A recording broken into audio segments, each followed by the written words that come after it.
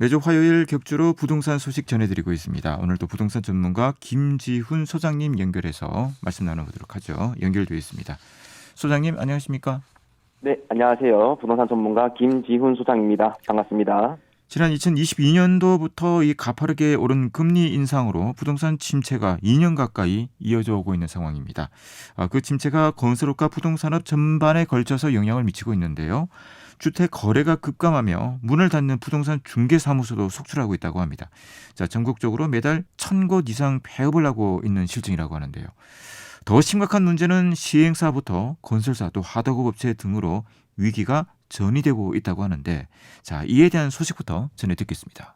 네, 말씀해 주신 것과 같이 고금리와 부동산 프로젝트 파이낸싱 불실 우려로 건설 현장에 자금이 돌고 있지 않습니다. 때문에 관련된 시공사, 시행사, 하도급 업체 등 전반적으로 어려움을 겪고 있는데요. 부산의 한 아파트 건설 현장 앞에 위치한 간이식당은 외상값이 5천만 원 밀려 있어서 하소연을 하는 곳도 나타나고 있습니다. 보통 공사 현장에서 위치하는 한밭집은 여러 하도급 업체가 각출해 밥값을 정산하는데, 이 업체들도 공사를 총괄하는 건설사에서 공사비를 받지 못해 벌어진 일입니다. 국토교통부에 따르면 올해 들어서 건설사 폐업 신고 건수는 844건으로 집계됐습니다. 작년 대비 약 11%가량 늘어난 수치며 같은 기간 기준으로 10년 만에 최대치를 기록했습니다. 자금난을 견디지 못해 부도 처리된 지방 건설사도 올해 들어 총 6곳으로 집계됐습니다. 지난해 1월에서 3월 대비 배로 늘어난 수치입니다. 네. 부동산 경기 침체가 이어진 지 약 3년이 돼가는데 정부의 규제 완화에도 불구하고 이 건설사의 폐업과 부도가 이어지고 있습니다. 이 현상에 대해서 좀처럼 나아지고 있지 않은 원인은 무엇 때문일까요? 네, 3년 전 부동산 침체가 오기 전 부동산 가격부터 분위기가 최고조로 올라섰습니다. 때문에 많은 건설사 및 개발업체에서 부동산 호황기 때 무리한 투자에 뛰어든 것이 독이 된 것 같습니다.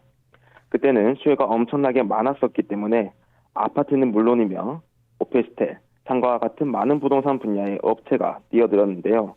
그 시기를 지나자마자 부동산 규제와 함께 금리가 치솟으면서 부동산 침체가 시작됐습니다. 때문에 비싸게 땅을 매입해서 개발을 했음에도 미분양이 속출하다 보니 견디지 못하고 도산하는 업체가 계속 생겨나는 것입니다. 여기서 시행사와 건설사가 무너지니 결국 하도급 업체까지 부실이 이어지게 되면서 전체가 연쇄적으로 위기에 몰리고 있는 분위기로 보여집니다. 부동산 관련 사업은 토지 매입부터 시공과 준공에 이르는 전 과정을 관리하고, 건설사는 시행사부터 공사를 발주받아 하도급 업체와 함께 공사를 진행하는 구조로 이어져 있습니다.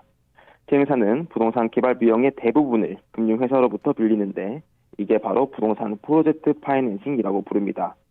하지만 고금리 상황에서는 미분양과 부동산 침체 현상이 커지기 때문에 자금 회수가 어려워집니다. 여기서 부동산 사업의 위험이 커지게 되면 금융회사도 더 이상의 대출 만기 연장을 거부하게 되며 사업장에 돈이 순환되지 않는 악순환을 겪게 됩니다. 지금이 바로 이러한 현상이 나타나고 있는 것이죠. 토지 매입부터 준공에 이르는 과정 속에서 자금 회수와 대출 연장의 어려움이 지금의 상황을 계속해서 악화시키고 있다는 말씀이신데, 자, 의문점으로는 건설사 부도가 유독 지방에서 많이 발생하고 있다는 점인데요. 이 현상에도 이유가 있을까요?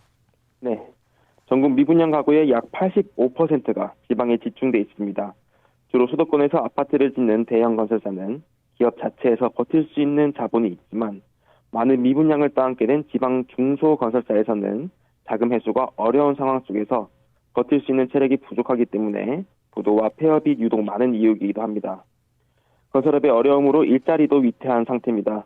고용노동부에 따르면 1월 건설업 실업급여 신청자는 2만 700명으로 지난해 11월 1만 600명, 12월 1만 2,700명을 이어서 계속해서 증가하고 있는 추세입니다.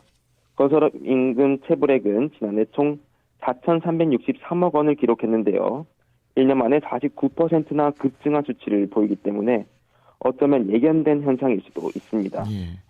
건설사와 더불어서 또 하나의 부동산 관련 업종인 부동산 중개업소에서도 위기를 겪고 있다고 하는데, 자, 통계상으로는 매달 1,000여 곳이나 현재 폐업을 하고 있다고요. 네, 맞습니다. 부동산 중개업소도 건설사와 같은 위기를 겪고 있습니다. 취업과 폐업은 지난해부터 전국적으로 매달 1,000여 건씩 나오고 있는데요. 공인중개사협회에 따르면 지난 1월 폐업업소는 1,177곳, 휴업업소 업소는 127곳으로 개업 개업한 중개업소 1,117곳을 뛰어넘었습니다. 1월 기준으로 폐업업소가 신규 업소보다 많은 것은 2015년도 관련 통계 집계 이후 처음입니다. 개업하는 업소의 수치도 2018년도 1월 2,200신곳과 비교하면 반 정도가 줄어들었습니다. 봄이사철 직전으로 거래가 많은 1월에 폐업이 증가한 사례는 이례적이라는 평가가 다수입니다. 건설업과 부동산업이 계속해서 어려움을 겪자 정부에서는 건설 경기 활성화를 위해서 사회 간접 자본 등 공공공사 예산의 65%인 12조 4천억 원을 상반기에 조기 집행하기로 했습니다.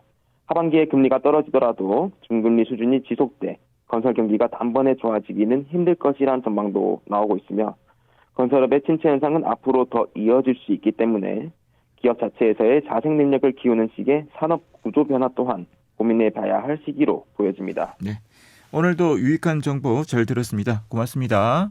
네, 감사합니다. 부동산 전문가 김지훈 소장이었습니다.